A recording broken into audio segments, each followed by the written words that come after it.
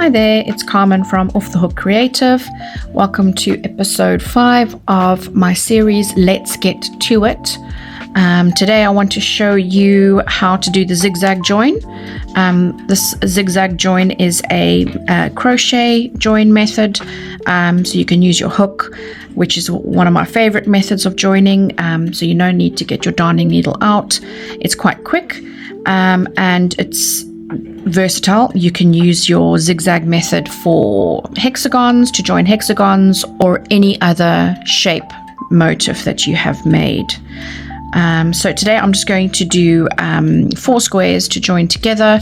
Let me show you from a previous project the zigzag join that I have used for this blanket. This is my Darling Dots baby blanket, and it is available in my Ravelry store. The pattern's available if you would like to purchase that. I have put my link down below to my Ravelry store for you to have a look at my published patterns. And as you can see, this is quite a textured join, beautiful for blankets like this, which are full of texture and squishy and soft. Okay, so let's get to it. So the first thing you do is you make a slip knot. I don't have any fancy way of showing you how to make that. I just do it my old-fashioned way. Okie dokes, there we go. So here's your slip knot, and I will be starting in the right square motif in that chain 2 space, not into the chain itself, into the actual space. If you're left-handed, you will probably start on your left square or left motif. You make sure that you're comfortable with whichever side you start with. So as you see, I have literally just joined that yarn, so I've slip stitched into that corner space. I will now be working into the next corner space of the square on the left, and I'm always going to be working front to back. So I won't be going underneath, I'll be going from the top over, and pull up your yarn like that and slip stitch. So just get your tension right. So it's always tricky to get started with this zigzag join, but once you are started, then you can go a little quicker. So here we go. I have actually put my yarn available underneath and up. I haven't done it this way because then it kind of just goes, it starts getting tangled up with your hook, and that doesn't make sense.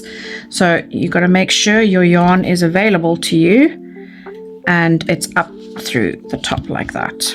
Okay, so now we're going to continue alternating the join, right, left, right, left, right, left. So I will pick up my work and turn it and start in the very first stitch of the right side. So I will go into that stitch there like that through both loops. So it's like a normal, like you're working into the top of a stitch normally, and then alternate slip stitch into the left side. Okay, and we just keep doing that. Slip stitch, slip stitch, right and left, right and left. So it's good to try and keep a consistent tension when doing this. If you drop your tension, it becomes a bit loose. It can make quite a bulky join, but usually you just keep your usual medium tension, and that's fine. Don't make it too tight either. Just keep it as consistent as you can.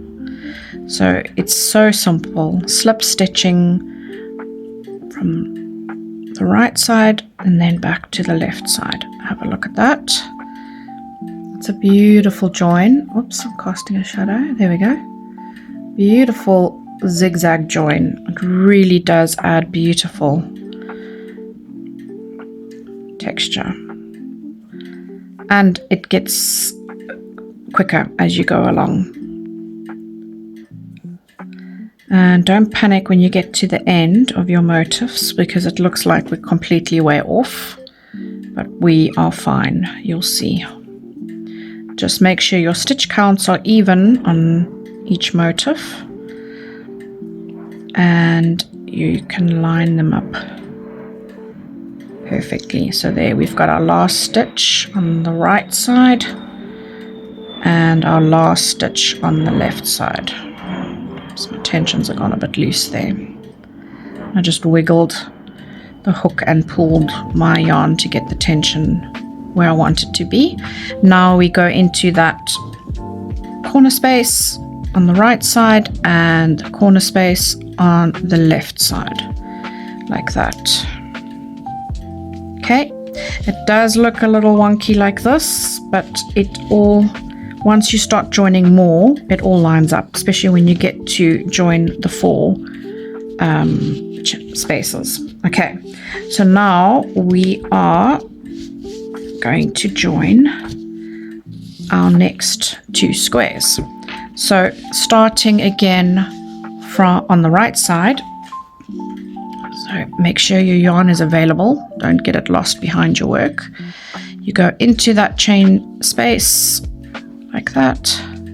Already it's easier to hold, and into that chain space like that. Okay, and then you continue along, go into that first stitch, just get my tensions right, there we go, and work into that stitch.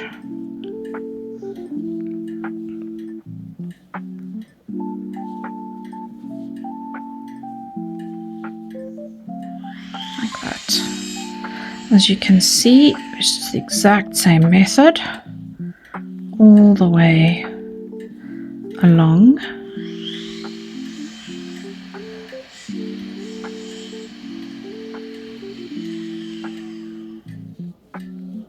So I will carry on joining to the end of this square, of the end of these 2 squares, so that the 4 are joined on the 1 section, and then I will show you the join along the middle horizontal section.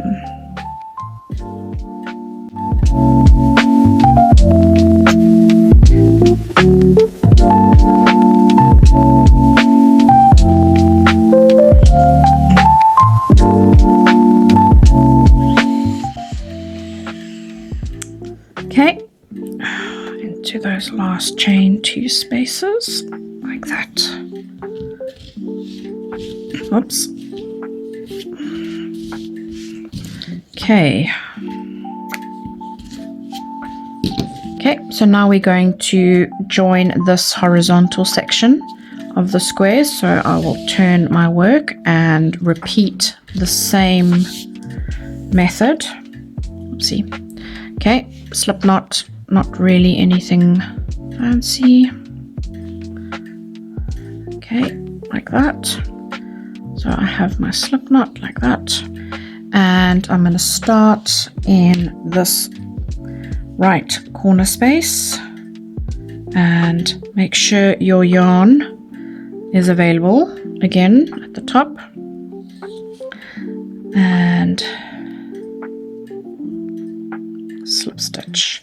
We are now going to slip stitch into that corner on the left side and slip stitch. So there we go, we have joined those 2 corners and we've made sure that our yarn is available at the top.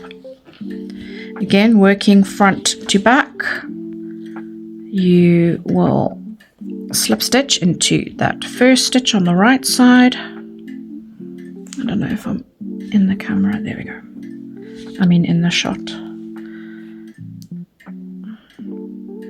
Please know that it doesn't come naturally to me making videos, but I'm getting there.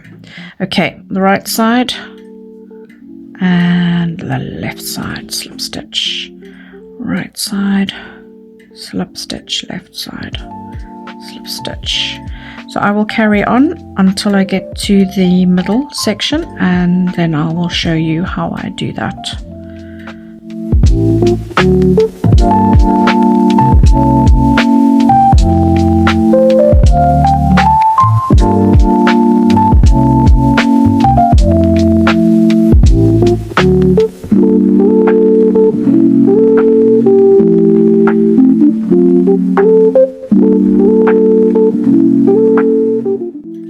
So there, we've now worked into that last stitch. So now we need to join the 4 corners. I like to just continue with the exact same method. If you're more comfortable to skip those 2 and just work straight into there, you can, and then it's a little less bulky in the middle. But I prefer the look of continuing to work in each corner space. So I'm now going to go into that right corner space. Make sure you've got your yarn there, and then slip stitch into that left corner space. Oops, I've picked up a little odd strand. There we go. Okay, and then the corner space diagonally across, and then the one opposite. There we go. Okay, and carry on joining.